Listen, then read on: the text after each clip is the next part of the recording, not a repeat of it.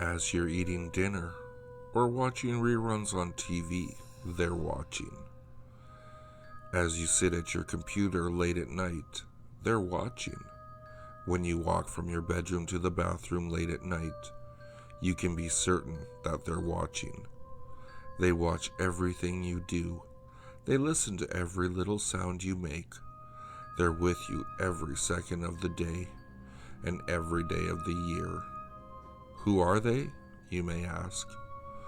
Well, it's not so much a question of who they are, but what they are. For the lack of a better name, I simply call them watchers. Everybody has one, and you've likely already seen yours countless times. It's in the room with you right this second. Take a quick glance all around you. Chances are your eyes connected with the eyes of your watcher. Oh, but don't bother looking again. They can't be seen by normal people. We're programmed not to take any notice of them.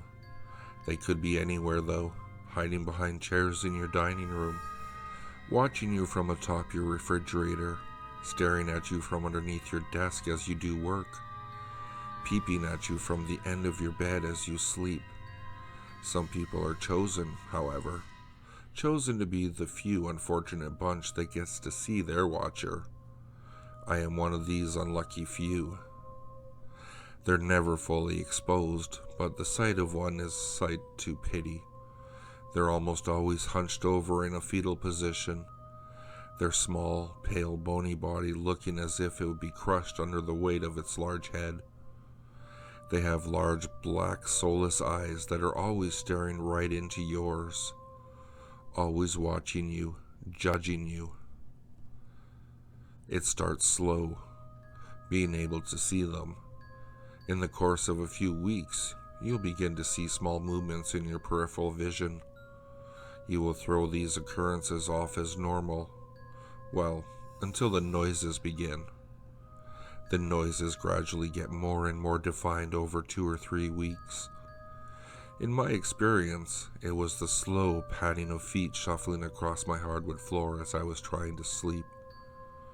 Then I began to hear it graze the shower curtains as I shampooed my hair. Finally, I could hear it whispering to me when I was alone in a language I had never heard before. For weeks, I thought that I was crazy. For weeks, I considered checking myself into a mental hospital. For weeks, I felt like killing myself. That is, until I finally saw it. It was about 1.5 years ago, and I was reading Robert Stevenson's novel Treasure Island. As usual, I heard the slow patter on the floor coming from the furthest corner of my room to the end of my bed. Annoyed, I looked up, expecting the usual nothingness that I was used to seeing for the past months.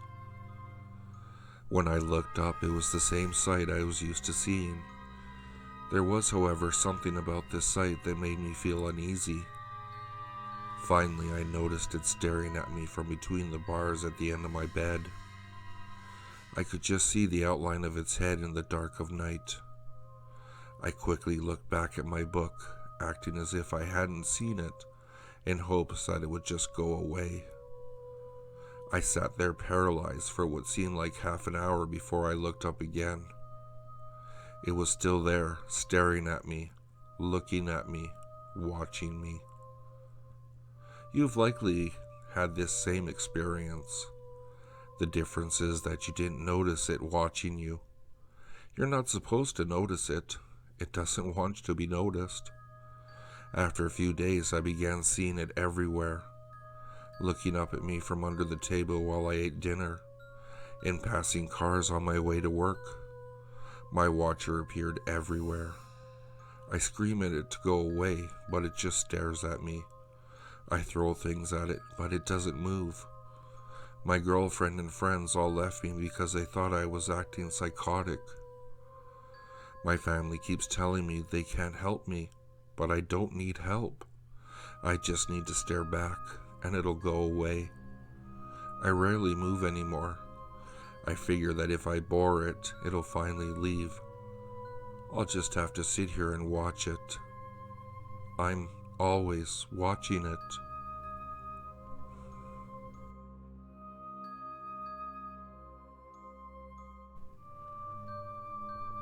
Like every other parent, mine had always wanted to take pictures of precious moments. Most of them consist of me with food on my face and other cliches.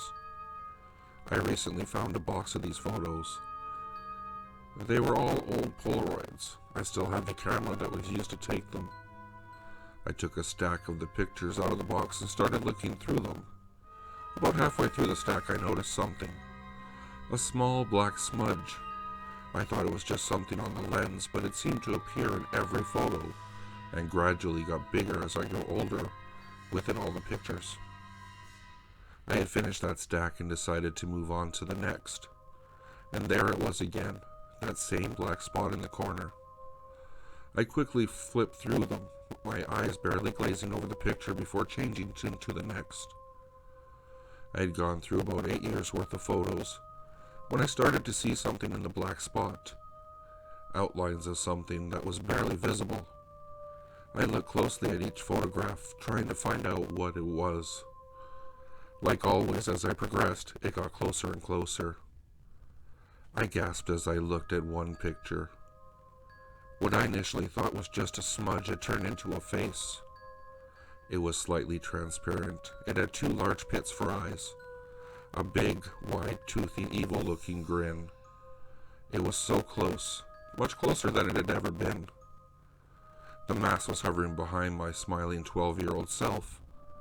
I dropped the picture back into the box. That was the last picture I'd ever taken. It had been 13 years since that picture. I closed my eyes, breathed out, then got up and put the box away. I walked back to my room and steered clear of mirrors and any other reflective surfaces. I sat at my desk and opened up my desk drawer. I looked down and saw it, the camera that had taken all those pictures. I grabbed it and held it in front of me, facing me. I took a deep breath. 1, 2, 3. Click. The picture slid up from the slit and started developing. I took it out and set it on the desk. I waited and waited. The picture slowly coming into view.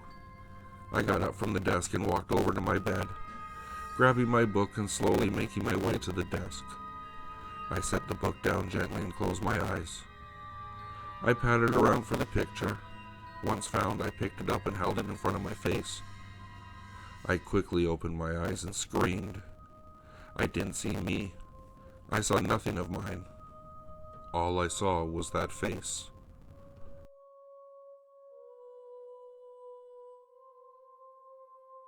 If you like what you heard, please like, subscribe, and share with your friends. If you'd like to, you can follow me at Twitter. The handle is @FuzzyPantaloons, and I'll see you all next time.